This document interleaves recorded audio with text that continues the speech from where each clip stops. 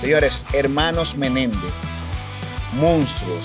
Cuando vemos la serie, entre lo que ellos hicieron y la narrativa que dan de por qué lo hicieron, tú te quedas en la serie como monstruos. ¿Y a quién se refiere? ¿A ellos como hijos o a aquellos como padres? Dígame a ver.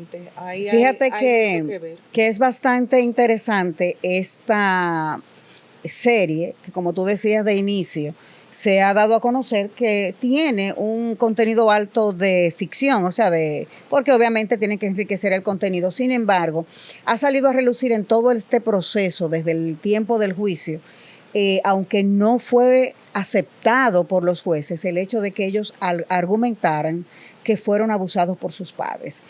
Y a mí me llama mucho la atención porque pensar en una acción como esta de dos hijos hacia sus padres, de matarlos de la manera en que ellos lo hicieron, como que uno se pregunta qué pasó.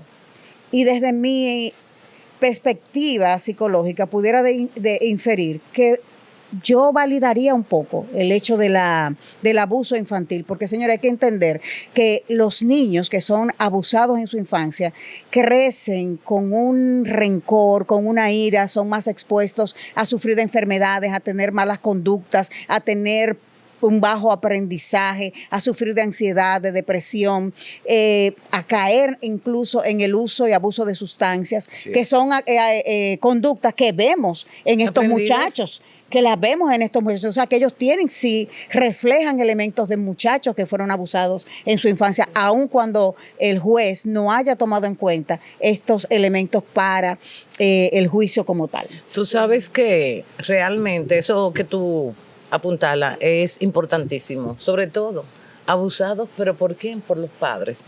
Y esto yo entendería, Hanoi, que esto deberíamos de dedicárselo a los padres dominicanos.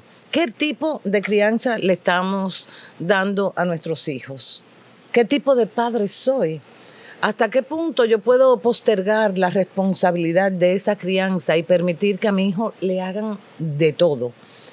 Porque nos deja clara esta película que la crianza va a garantizar qué tan bien o qué tan mal le pueda hacer en ese desarrollo a nuestros hijos. Asumiendo la parte de la violencia, yo te puedo decir, y puntualizando lo que tú dices, ¿qué permitimos que le pase a nuestros hijos? Considerando el dilema de la película donde se presentaba al padre como el abusador y a la madre tolerante del abuso. Y nos dice Odali que llama la atención desde el punto de vista psicológico la hazaña en cómo se dan las muertes, a escopetazo limpio, señores, incluyendo los rostros, que es como algo que tú quieres desaparecer, no quieres ver más. Esa hazaña es muy ilustrativa. Así es. Y en este caso lo que vemos es a dos jóvenes que lo que quieren es liberarse de un ambiente familiar opresivo. Podemos valernos de la teoría del inconsciente colectivo de Carl Jung, donde lo que identificamos es que ellos estaban lidiando con su propia sombra, como le llama. Y aquí ellos estaban reprimiendo esos sentimientos, esa angustia emocional que le producían esos arquetipos familiares. Porque por un lado tenemos a un padre tirano, por el otro lado tenemos a una madre negligente. Entonces, todos esos sentimientos lo que hacen es que iban formando esos monstruos, como llama la película, la serie, porque iba creando sentimientos de resentimiento, de ira, de frustración, de miedo. Es por eso que los psicólogos escolares somos la primera intervención dentro de la salud mental en el sistema, porque en las escuelas podemos ir evidenciando esos factores, esos ambientes tóxicos y los mismos estudiantes van dando muestra de lo que está pasando en su entorno y de lo que está pasando dentro de ellos. Bueno, aquí se pueden evidenciar varias hipótesis de este parricidio lamentable de 1989.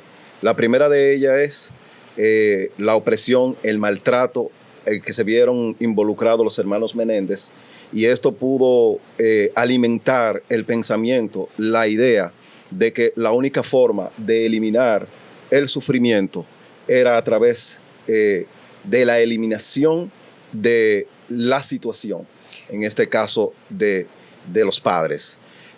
La otra hipótesis que podemos plantear es la disfunción familiar.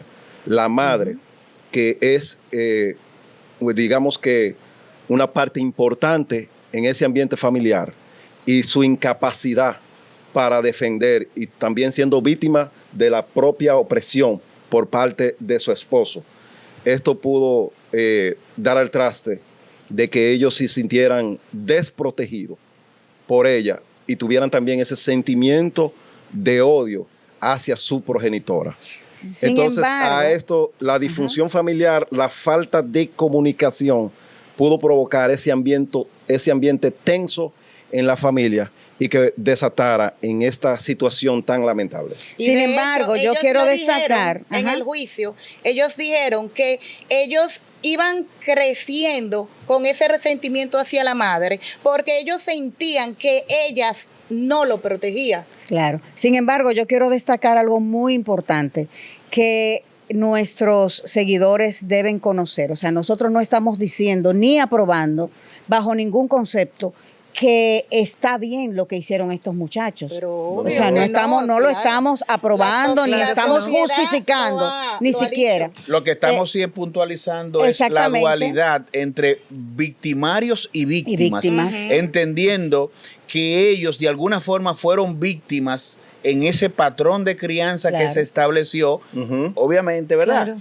Y luego también fueron victimarios en la ejecución de eso que se creó. Por eso la serie Monstruo es como creaste eso. Tú sabes, Anoy, que a partir de lo que tú dices, pudiéramos decir cómo las víctimas pueden crear una empatía entre ellos, una unión. ¿Para qué? Para romper con los victimarios. Porque realmente, y como decía Gina, fue una liberación para ellos. Claro. Y lamentable, indiscutiblemente. Sí, y el hecho de que estén en la situación actual de cadena perpetua, ya la sociedad dijo que eso no está bien.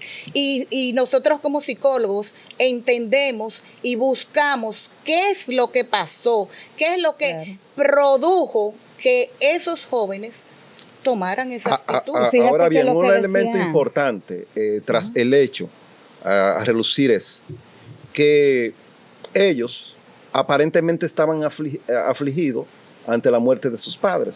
Claro, querían mostrar este sentimiento hacia afuera para poder ocultar el acontecimiento.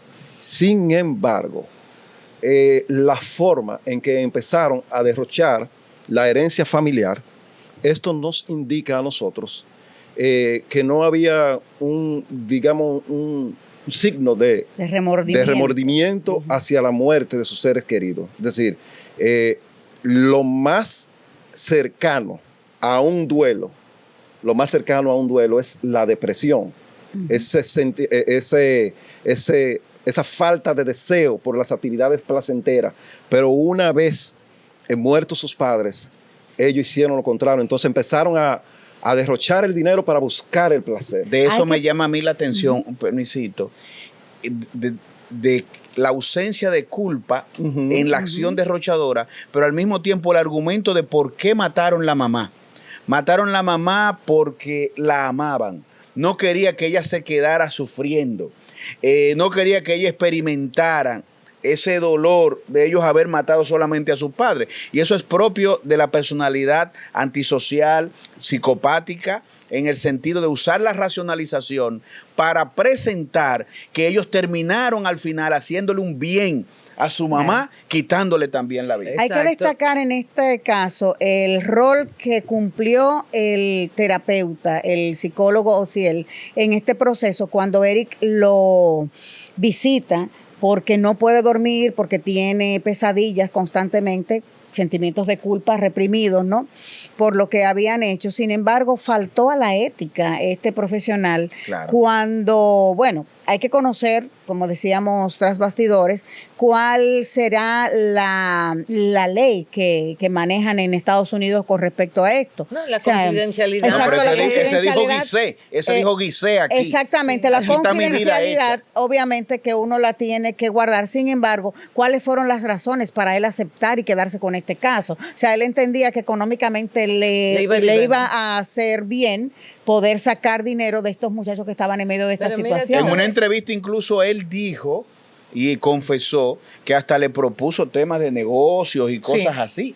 Es decir, que él... andaba buscando un beneficio. No, y cuando el FBI se tiró y empezó a buscar todas las pruebas, él al final terminó hablando lo que tenía que decir para de alguna forma salirse. Sí, y él justificó esa parte, él diciendo, bueno, yo como profesional guardé esa ética de la confidencialidad, pero cuando ellos empezaron a amenazarme, entonces tuve que decir las cosas, porque ya era una situación. Mira, a mí me gustaría destacar el papel de la defensora de ellos, porque en el contexto donde el tiempo en que se desarrolla esta acción, el tema del abuso sexual no tenía tanto auge. Ella de manera muy apasionada apeló a esa defensa y a cómo unos padres de manera reiterativa iban abusando de estos muchachos. Y ese fue el peso realmente de ese argumento muy válido y vamos a decir que fuera de lo que regularmente se trataba en las cortes. Claro, sí. Aunque no se tomara en cuenta, porque fíjate que ahora con la serie ha salido a relucir una serie de informaciones, incluyendo al ex menudo Rosselló, que dice en una de sus declaraciones que él también fue víctima de abuso del padre de los Menéndez. Entonces, es importante esto. Sí, y sale a relucir algo importante en esto, en relación a esta abogada. Considerando que todo fue una estrategia para exonerarles a ellos de la responsabilidad de lo que hicieron, nos dice a nosotros, señores, hasta qué punto hay gente capaces de matar 2 veces a una persona, porque ya el hecho de que se le considere que a los padres que abusaron emocionalmente, físicamente, verbalmente de sus hijos, pero presentarlo, que eso está en cuestión, como violadores, como personas abusadores en el orden de la sexualidad, como está la narrativa desde niño y haciendo de todo, señores, eso es matar 2 veces a una persona y nos dice a nosotros, básicamente, hasta qué punto está dispuesto a llegar alguien para defender hasta cierto punto lo indefendible. Ahora, nosotros nos vamos con la cuestionante siguiente en lo que quisiéramos que nos acompañaran ustedes con las redes. ¿Victimarios o víctimas? Responda usted. Nos vemos en la próxima.